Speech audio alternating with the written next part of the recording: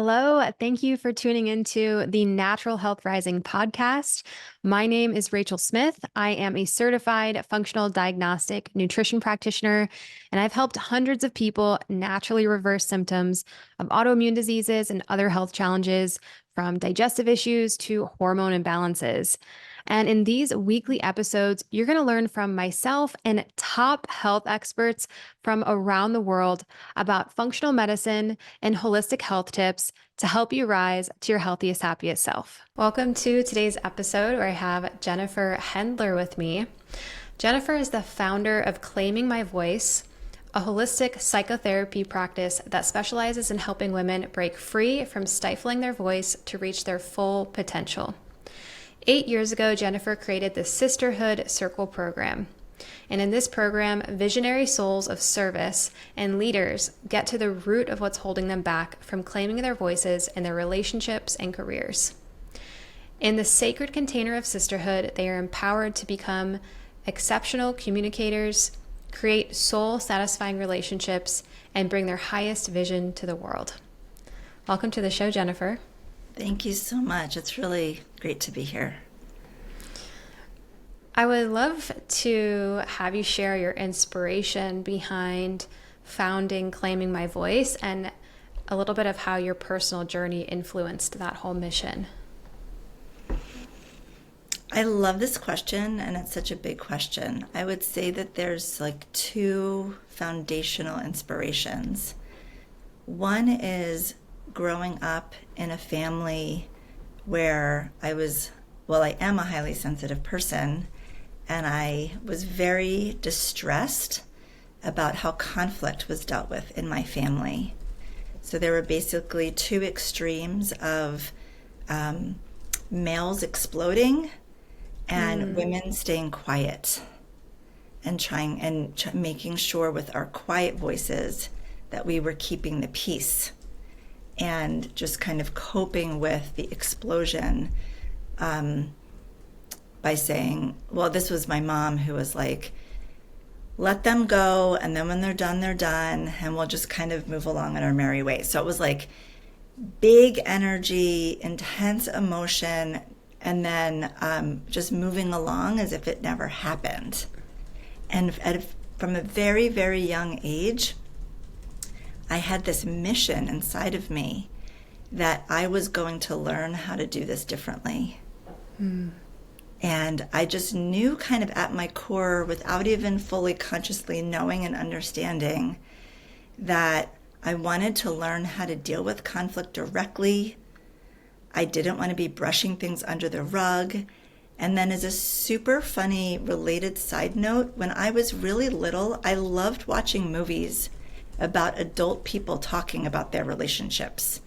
So from a very young age, that was so much fun for me to watch middle-aged people in like existential relationship crises and and talking about conflicts in their relationship. That was like juicy.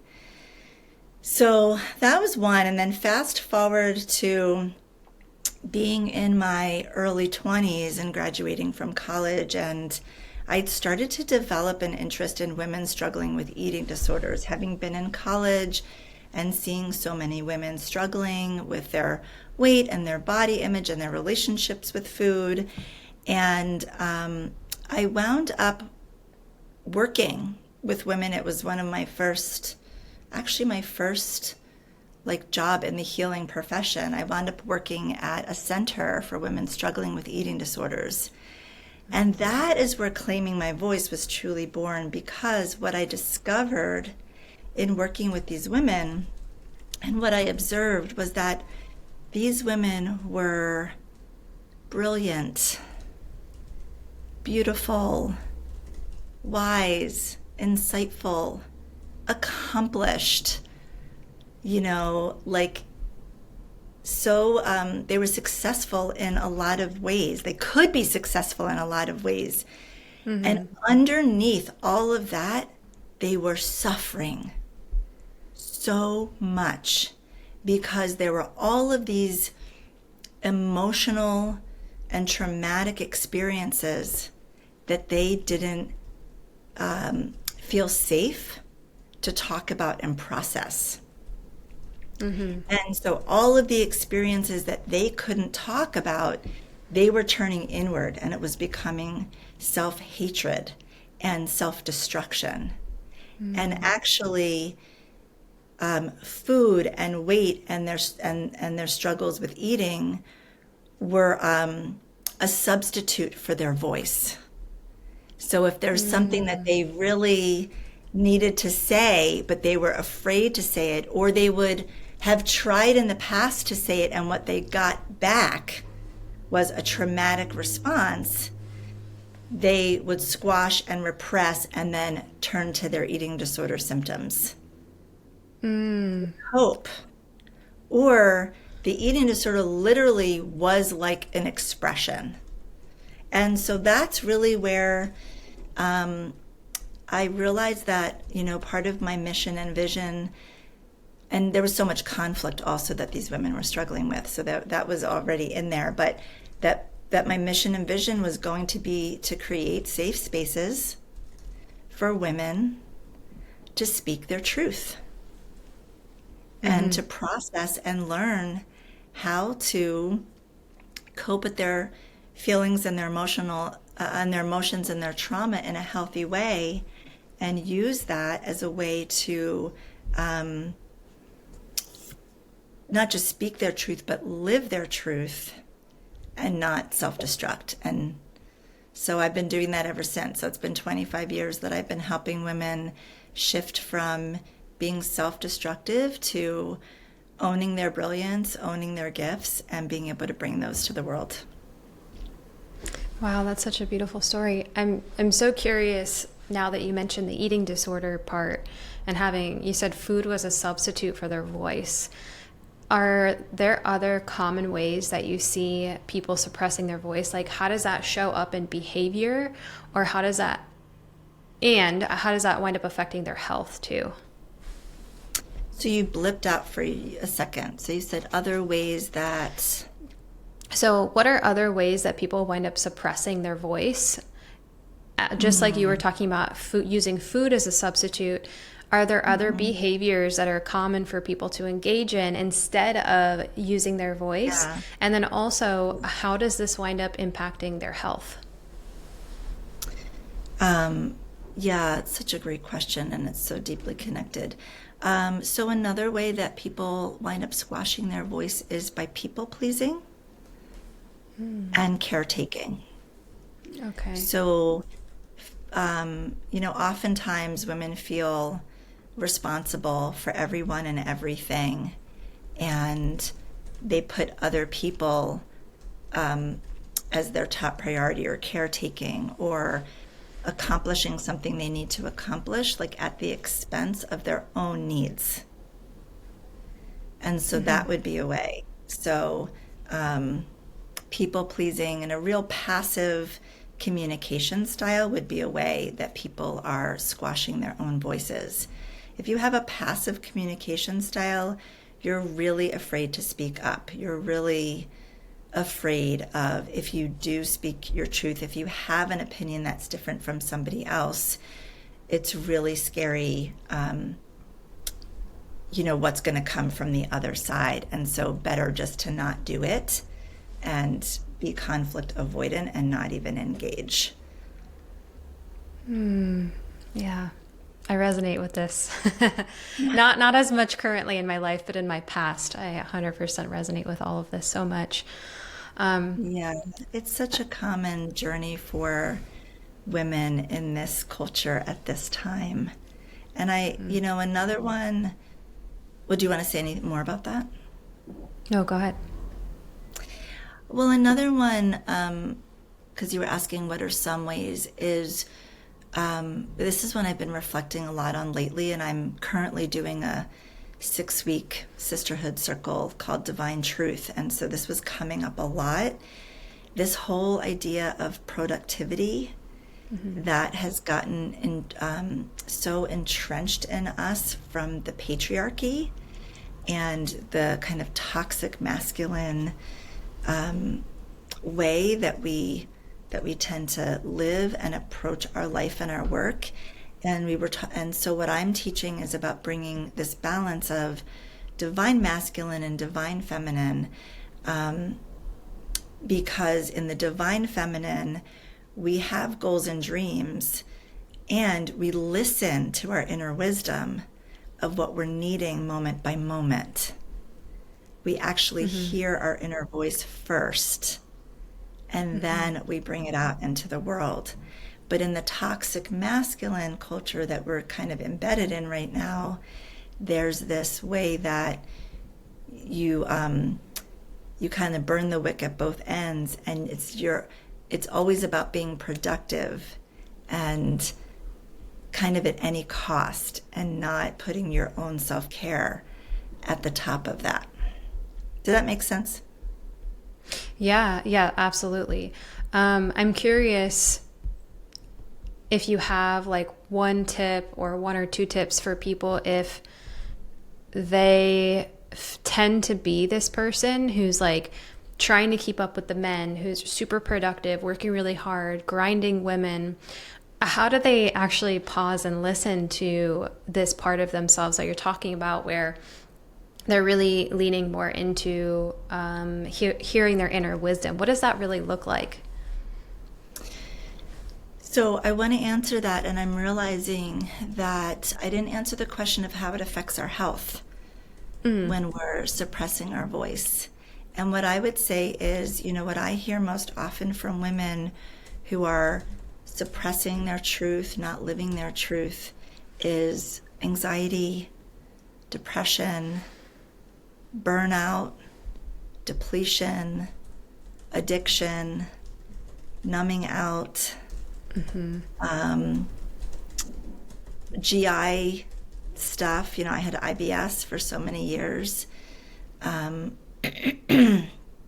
So there's a lot, headaches. Oh, yeah. Fatigue, exhaustion.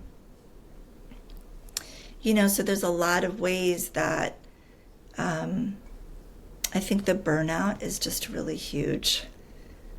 Yeah. Yeah. On the other side of, I have to work so hard to prove myself, and what I do is never good enough, no matter how successful I am. And also just not being able to relax. And I'm sure you could say a lot about what that ultimately does for your health and your well-being, but this inability to really fully feel safe in your body and relax, affects our system in so many ways. And there's so much talk right now about the nervous system and being able to relax our nervous systems. And we're just I think that I know that there's a chronic issue of women who cannot relax. Yeah.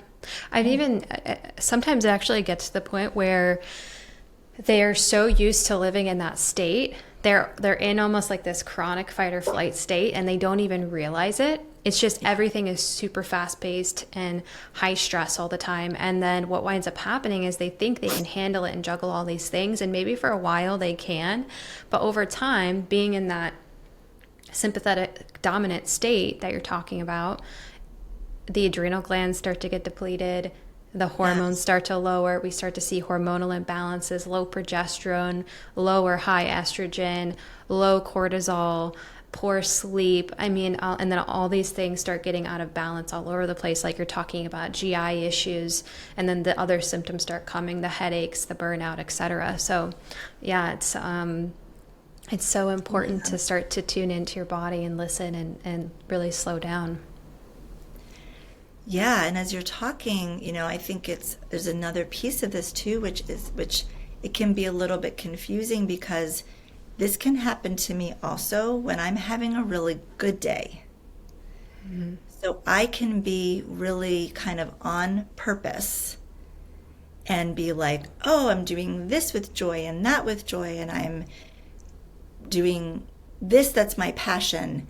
But if I haven't done any kind of slowing down or receptive practice, throughout the day, then at the end of the day, I can still not sleep well because I'm kind of buzzing with energy, even though I would look back on the day and be like, but it was a great day. But I was still imbalanced in terms of active energy versus receptive energy. So what I'm looking for and what I'm talking with women about is this inner balance of masculine and feminine, where the masculine is the navigating star, is our drive, is our purpose, is our structure, but the divine feminine is the sacred pause, the receptive, the creative, the mindfulness. Although you can be mindful and divine masculine, but balancing those things. So when you talk about what's a tip, you know, the tip is to find some way to create a sacred pause in your day and do some sort of practice that is slowing down. And that can be your practice of choice. There's so many ways to do that, but something that brings you into receptive mode. That can be meditation, that can be dancing, that can be breath work, it can even be, if something good happens, pausing and breathing when the good thing happens. Just stopping and cultivating some presence.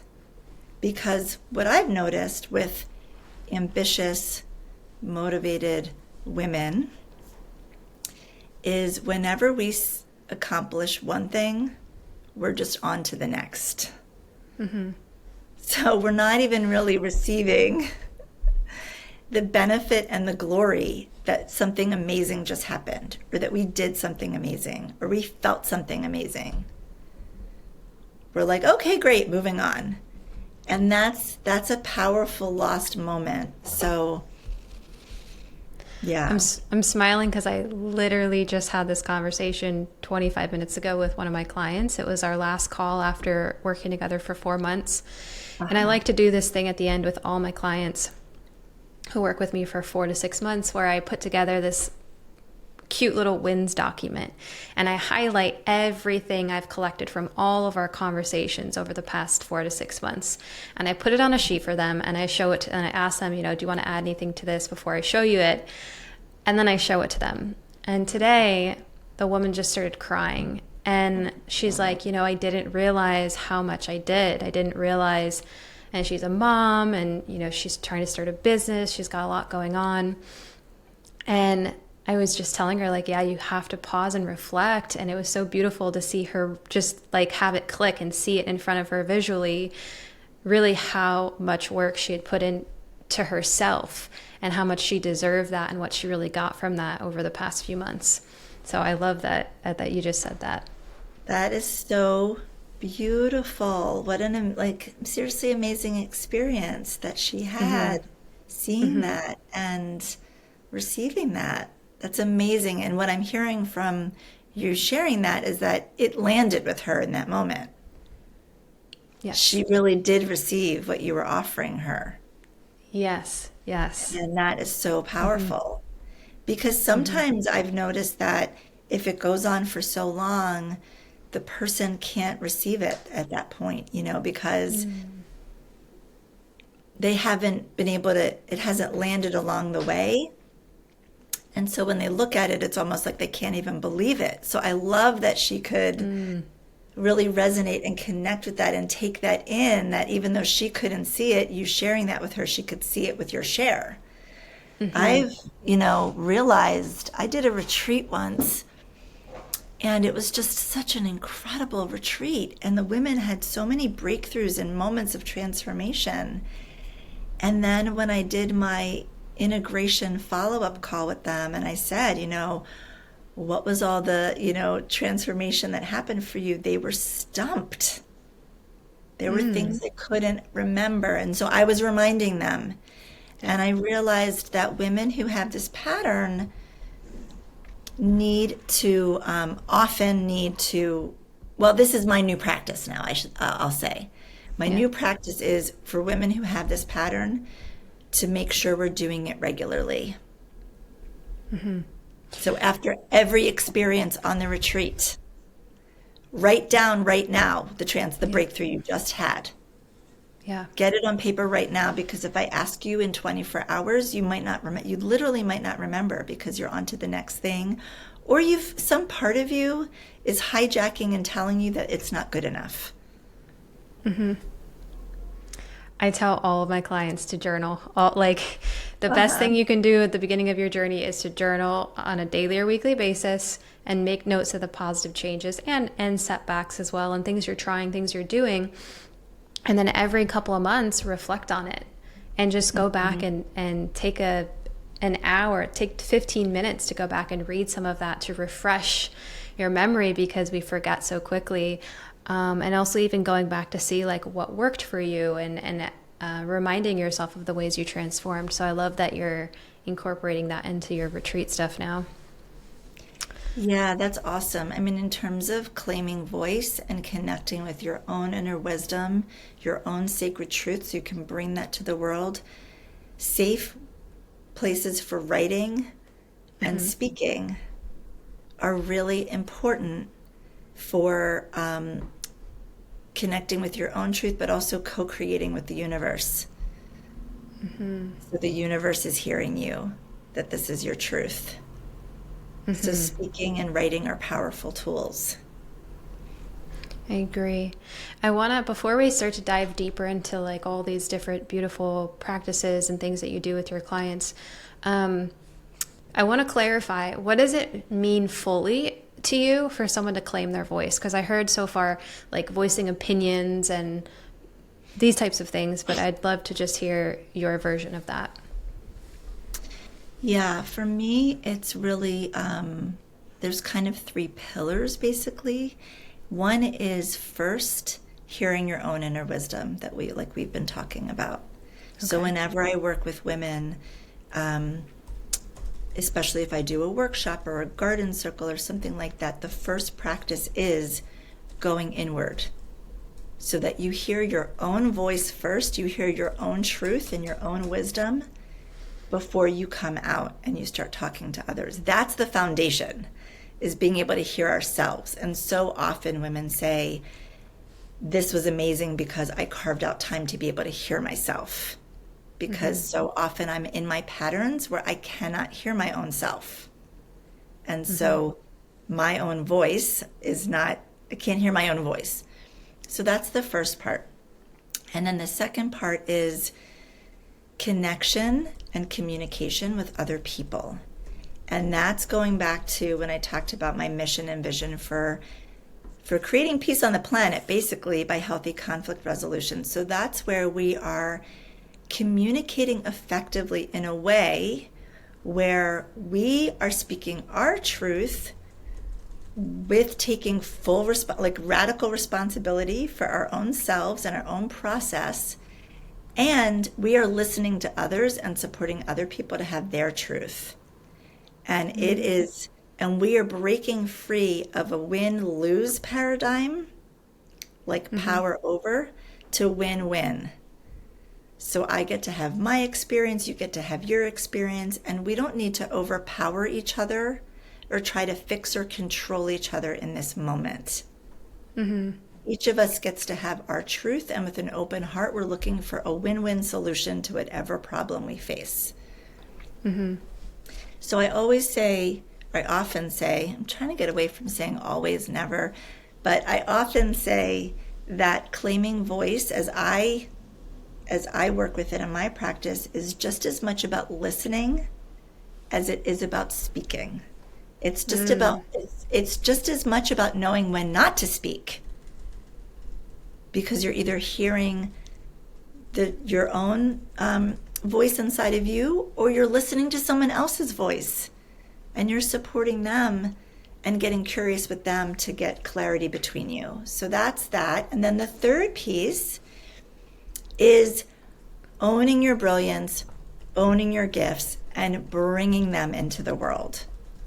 So one of the biggest shifts that I'm experiencing now is more and more women coming to me because they have big visions and dreams, and gifts that they want to use, and they're feeling held back from using them.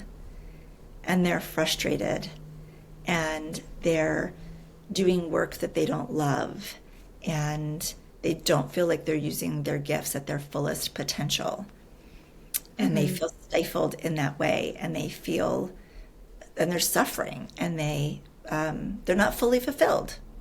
So this third piece is claiming voice literally out in the world and breaking through all of those very deeply rooted fears around visibility that women have, to really be able to step into our power and know that we are safe to be able to boldly and courageously be out in the world with our authenticity and our gifts, and then be able to put that vision into motion and actually create what it is that you want to create.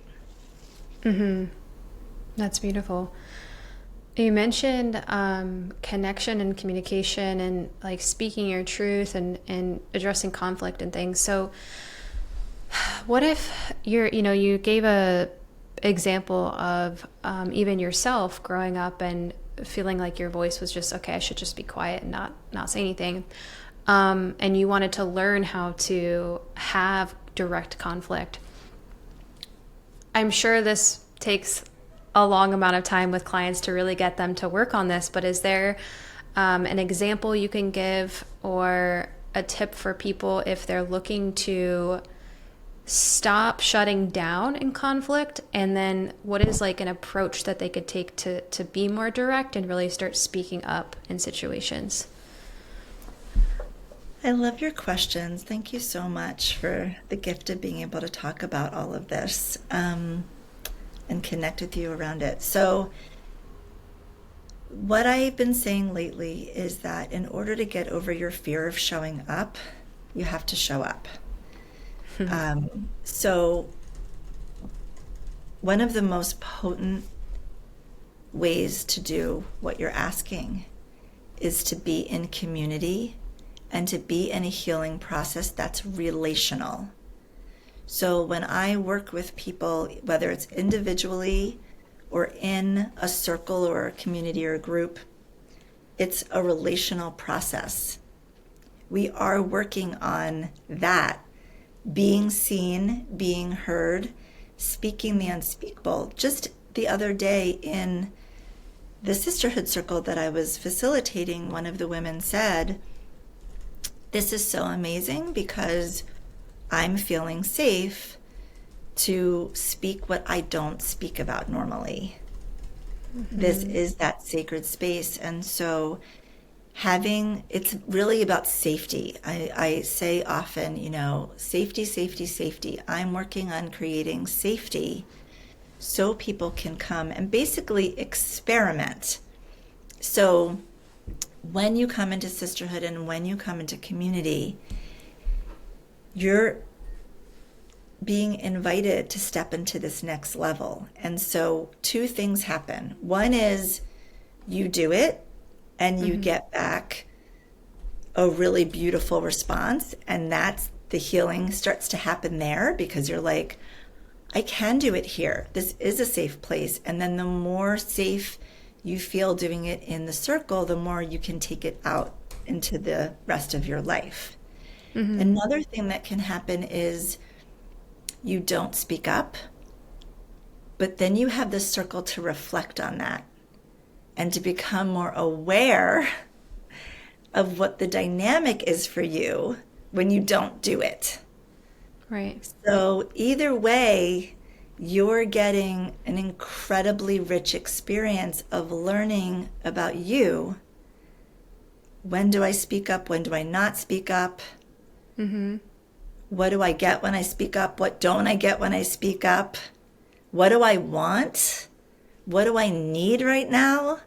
And practicing, asking for what you want, asking for what you need, testing the waters, having the experience both of people saying, I can 100% give that to you right now, and the experience of somebody saying, I actually can't give that to you right now. And let's just be in that, because we don't always get what we want. Right. And if I can kind of branch off here for a second, that was that's often a big lesson for people, for women, when they come to claiming my voice. Sometimes women come and they say, well, I spoke up, and so why aren't I just getting what I want? And so it's the fantasy that if I speak my truth, then I just get what I want from other people. But that's not the case. And we're not speaking our truth only because we have the expectation that someone else is going to fulfill our need. We're in a dance, and if they can't in that moment, there's more for us to learn about, well, then what else? Can I go someplace else, or what self-resourcing can I give to myself now instead? Have I answered your question? Yes. So I'm hearing practicing, right? Getting in a safe space where you can practice. And I mean, even if you don't have like a group that you can go to, just practicing in your relationships, taking that little step. And just like you said, if you don't show up, you don't show up, you'll never learn. It's just like anything in like if you wanted to learn dancing, but you've never danced before, well, you're not going to learn the dance steps unless you go to the dance class and you practice the dance. And then eventually you get really good at the dance.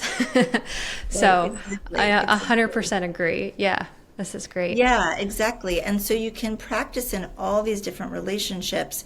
I just want to underscore that if you are really feeling held, if this is resonating with you as you're listening, and you really feel held back in your voice and like you're stifled and all of that, having somebody in some form that can process that process with you is really helpful. So if you go and you practice with your partner, let's say, you might have some successes and you might have some challenges. You will have some successes and you will have some challenges. And so it's really important to have someone that you can go to and say, here's where I'm getting stuck with my voice. Here's where I'm blocked in my throat chakra. Do you find that when people do this work, they actually wind up having to get out of relationships, whether that be intimate or friendships, because haven't been living their true, as their true selves? Yes, 100%. I often say, one of the biggest things that happens for women who claim their voice is that they leave relationships that aren't working, that haven't been working, that they've been scared to step away from, that they've been kind of sacrificing themselves on some level in, and they create relationships that work for them and work much better for them. And I was just thinking about this morning, whenever we're stepping into the next level of our growth and our evolution and claiming our voice and really like being our authentic selves and who we're truly meant to be in this lifetime, there's a shedding that needs to happen. There are a lot deaths that need to happen. It can be deaths of our own patterns. We can't keep doing that if we're actually going to live a more fulfilling life. So we've got to let that pattern go. And so that's a loss or a death of who we once were, doing that pattern. And then for sure, there's relationships that it's just like if you, stop doing an addiction, when I used to smoke pot all the time, when I stopped smoking pot, it was like it changed things in some ways. Not completely, but definitely in some ways, like who I was hanging out with or how I was hanging out with, or I even see this with clients who work with me, and they're changing their health stuff. And over time, because it's such a drastic change in what they're eating, and they're really watching what they're consuming with even just consumerism, not just nutrition, and what they're doing on a daily basis and how they're taking care of their mind, body, their spirit. And they start to notice like, these people are actually judging me now that I'm being different. And so they have to start kind of, like you said, shedding. And when you work on yourself, you wind up shedding these relationships sometimes. And I've had some people get kind of scared at that and get worried, like, where am I going to find new friends? But I encourage people to look in different areas of, looking at their career and their hobbies and new, all these different areas of their life, and then going out and looking, taking that step, looking for groups. I'm curious if you have any recommendations around that stuff, like as you have people changing so rapidly. I do. Yeah. Do you have, yeah, I'd love to hear that. Yeah, we keep talking about all these things that were just coming up this past Monday, and we were really in that place in circle around people feeling afraid to make the leap that they know is the fulfilling leap, but is such a break from how they've been doing it. And oftentimes when we are growing into this next evolved version of ourselves, other people are still in their conditioning and having certain reactions that are unpleasant, negative, maybe even aggressive. There's like a lot that we often have to deal with and this is oftentimes why women don't do the thing. Yeah. And don't make the change because they're so scared of rocking the boat. And the witch wound is real. They're so scared that by stepping out and being more clear within themselves and really standing in their truth, that what they're going to get back is like something pretty awful.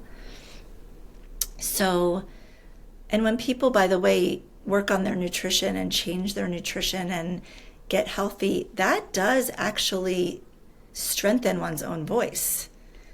Yeah. Those patterns of eating better and being healthier actually starts to tap into your inner wisdom and your voice getting louder, because when we're in negative patterns around health and eating, those things actually squash our voice. Those are they can often be kind of numbing out patterns. So anyway, just as a side note, flower essences, you and I mentioned talking about the flower essences. Yes. So I'm a flower essence therapist, and I rely heavily on flower essences as an absolutely incredible, safe, holistic ally and support. So when we are breaking through levels, when we are releasing blockages, releasing what no longer serves, standing in our truth, and it's in this moment scary or hard to cope with what's happening in the present, flower essences are so amazing as supporting you to be able to make the shifts and cope with life's challenges with more ease. Okay. And to move from your conditioned patterns into alignment with your authentic soul path, and being able to move forward in an expansive way, knowing and trusting that you're on the right path. Okay, tell me more about how this works, because this is totally foreign to me. So I'm sure it's foreign to a lot of the listeners. What is the process like? How does it work? Let's start there. Okay. Will you, I wasn't clear if you were living in Phoenix, but you're from Arizona. And in Phoenix, I just got back from Phoenix, where I was visiting the SAN Center. That's capital SAN. That is an entire center devoted to healing with flower essences. Oh, cool. I'll have to go check Okay, it out. so Okay. anybody who's in Phoenix needs to know that if you're even just internally, intuitively starting to get excited or interested, if you're in that area, like, that is right there for you. And they are doing incredible work with flower essences. Katie Hess is the founder, and they make their own line of flower essences. And I brought every single one of them back with me from Phoenix. One of the ones I'm working with right now with my group, and what I'm calling my group, is Divine Truth. Mm-hmm. So backtracking a little bit. So basically, flower essences is working with flower essences is an energetic and vibrational healing modality.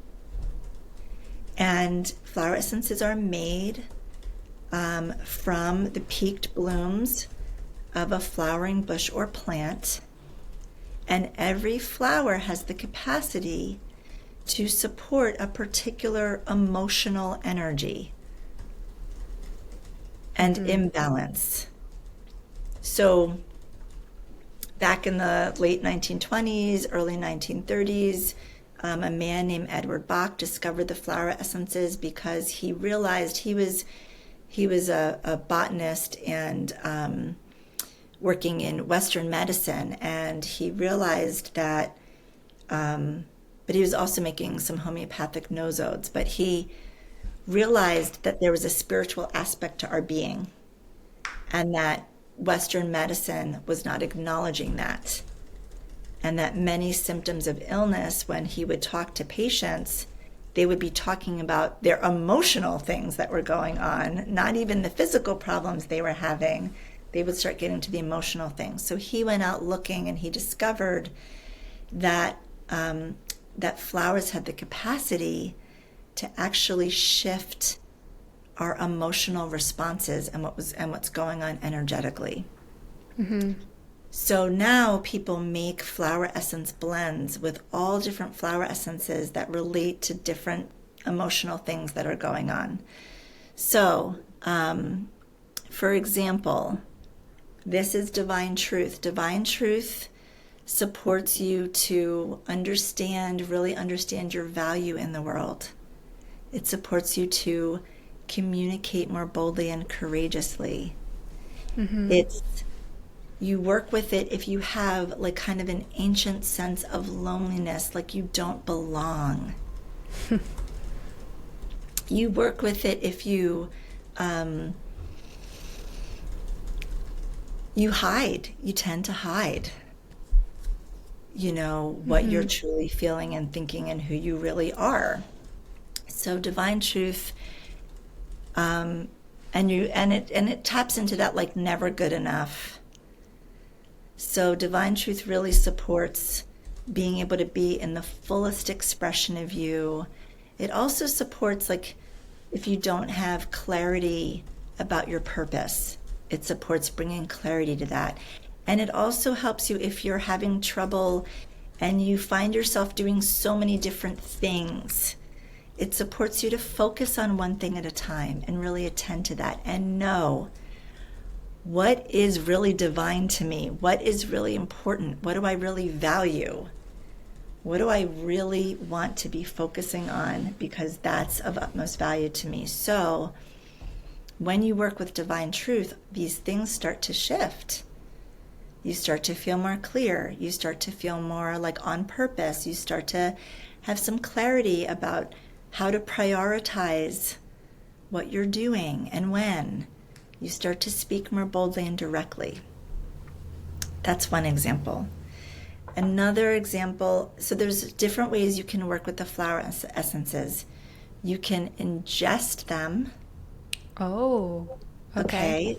And that's Okay. called an elixir. So this is a Okay. Divine Truth elixir. I would take this. I'm going to show you right now. And it looks like this. Okay. And I put 5 drops into my water. Okay. And I work with it internally, so it works with the internal energetics. Then you can work with them, and that's how I used to only work with them. But after visiting the San Center, I brought back all of these amazing other ways. So here's one called Truth Teller, which is really amazing for stepping into your next level of communicating your truth without fear of persecution. So when you're really afraid to speak up because you're so scared of what's going to happen from outside of you, truth teller really supports you to have the confidence and courage to speak up and not be so afraid. This is an anointing oil. And so the anointing oil is a blend of flower essences and essential oils. So it has a smell to it. So it's a very sensual experience working with the flower essences because it taps into all your senses. It's like there's the beautiful bottle, there's the smell with the oils. So for an oil, I would just put it, like on my wrist and rub it together. And then another way is an auric mist. This one is called Inner Knowing that I brought to show you. And also I sprayed with this before our call because I wanted to come to our call feeling really like clear and confident, trust my inner knowing about what I know, what is right to, not right, but what is I'm being called to transmit. So this is where you literally spray it around your head and your shoulders, and you can feel an instant shift in your energy and in your mood. Interesting. It's really amazing. So do you have to kind of know ahead of time, like, okay, I'm going to go have this hard conversation. I'm going to now take this elixir. Or is it more of a like everyday practice? You know that you have a common theme, so therefore you put on the oil every day or you ingest the elixir every day. Like, does it work in the moment? Does it work over time? Explain a little bit about the timing and dosing. Okay. Both. So with flower essences, there's kind of the situational response that you can have. So here's one called Joy Juice. So I can put some joy juice on and kind of feel an immediate burst in like a positive flow of energy. And if I'm in a situation where I want to activate that, I can do that and be like, okay, I'm coming to the situation with more activation around that. However, to really get to the deepest levels of how flower essences can create such incredibly magical, revolutionary transformation, it's consistency and working with them over time. So the longer you work with them, the deeper the transformation is going to happen. The deeper your understanding of yourself is going to be, the deeper your understanding of your patterns is going to be, and the more you're going to bust through those layers of conditioning into like your fullest potential. And so Lotus Way has a way, there's ways that you can kind of plug into for yourself, what do I need right now? And you can learn for yourself what's a good one for me to work with. And then when you work with a practitioner who works with flower essences, I do that, other people at the San Center do that, then you're going to get kind of a recommended, because we're tuning in to your particular arc of your healing process. It's like you're here and you want to get here. And we work with you very individually to say, here's kind of a repertoire that would be good for you. Yeah. So here's like your 3 or 4 that, work with this for some period of time, and then the practitioner can support you over time with the shifts and the transformation that's happening. Do you understand what I'm saying? So there's, Oh yeah. yeah. The shift. Well, go ahead. it reminds me of like if somebody wants to work on their health and they just hear about some supplements that they should take, so then they just start taking the supplements, and it's like, do you really need those supplements? And they come work with me and we do testing. We understand, actually you need these supplements because these hormones are off and this is going on in your gut. And then over time, having that consistency, frequency, and support, people are really able to change. So it's like maybe Yes. you can do some work with flower essences on your own, but we also have blind spots, and if you're not a flower essence practitioner, then you probably need some support. And then I'm assuming that, from a psychotherapy standpoint, that a layer is needed to be added in to really see the transformation. Because I mean, it would be amazing if just some sprays and things could totally, make us a totally different person. But I'm hearing that you also need other support in that area to really get the most benefit. You just said that so articulately. Thank you so much. Yeah, and Yeah. that's why I explain that working with the flower essences is truly a mind, body, heart, spirit, nature practice. It is one of the most integrative practices that we can have. And the way that they work most optimally is all of those things coming together. And exactly what you're saying, even back in the 1920s and 30s, the man who discovered them said, if you're not reflecting on your own patterns and predicaments, they can only take you so far. So there is the process and the journey of bearing witness to yourself and reflecting on your process. And even going back to what we were saying before, being able to track yourself and see what's shifting, what's changing, what am I aware of now, what am I noticing, what am I celebrating, where am I still stuck. The flower essences actually help with awareness. But the art, I do feel there's an art to being in connection in order to really get the most out of that reflection. And so it's related to what we talked about earlier too, about to have your voice, to claim your voice, being in a process where you're really keeping track of how it's going and being fully aware of what's coming up for you is going to take you the farthest that you can go as you're working with them. And the flower essences will make that easier because oftentimes we don't want to go into unknown places because it's scary. And the flower essences are like a warm hug that supports us to say, it's okay, you can go into the unknown, you can go into those uncertain places, and you will feel so much more like stronger in those places. And the way I work with people with creativity also is like we can go to deep places and still have pleasure while we're doing it. We can be doing pleasurable practices so that we don't have to be in this place of like, oh, doing deep transformation is just like grunt work, or it's just pain. It's not, Yeah. it's challenging, it can be difficult, and it can be beautiful and so like pleasurably supportive. That's amazing. I wish we had more time to chat today, but we're I at the know. end of our call. It happened so quickly. um, are you open to doing a really short speed round of questions? Sure. Okay. What is your favorite hobby? Dancing. Awesome. So is mine. What is your favorite thing to do for stress reduction?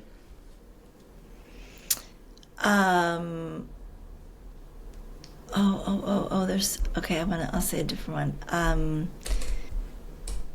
Warm water, like soaking in warm water, being in warm water. Yeah. What is one of your favorite, most impactful books that you've read?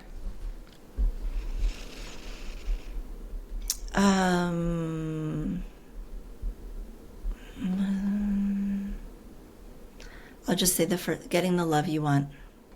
And if you could leave the listeners with one tip that they could implement this week that's going to help them live a healthier, happier life, what would that be? Oh, my one tip.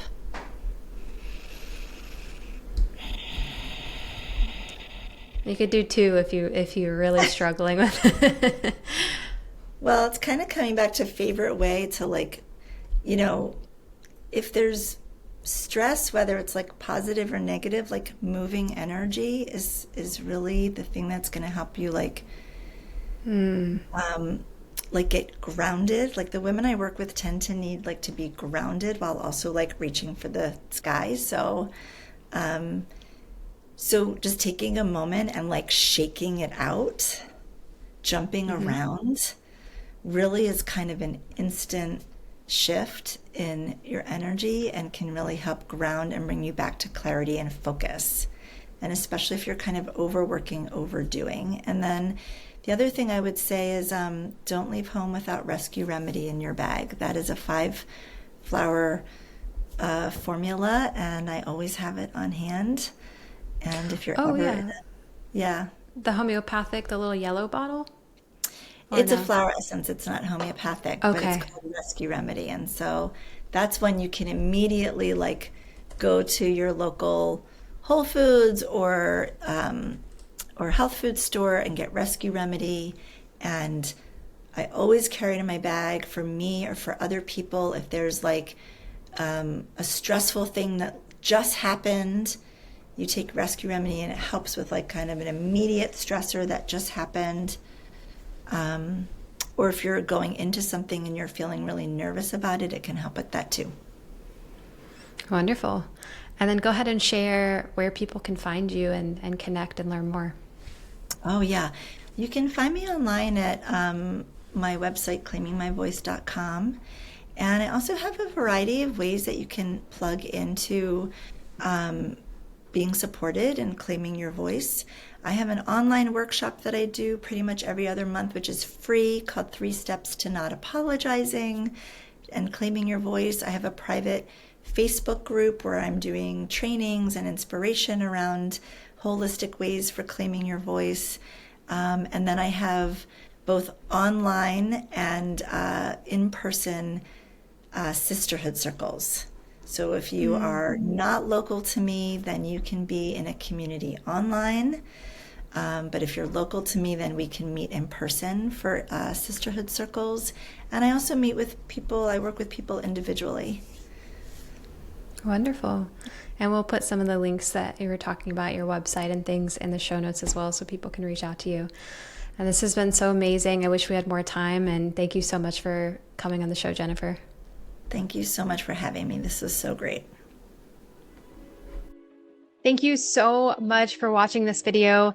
Don't forget to like this video and comment, letting me know what you enjoyed and what you want to see more of. Also, please subscribe and hit the notification bell so that you get alerts when new content is coming out and you don't miss any videos. And just a quick reminder that this information is for educational and entertainment purposes only. It is not intended to diagnose, treat, or cure any illness or medical condition. Please consult with a qualified healthcare professional before making any changes to your diet, exercise routine, supplements, or medical treatment. If you're looking for a functional medicine practitioner, please reach out to me. And thank you again for watching, and keep striving to become your healthiest, happiest self.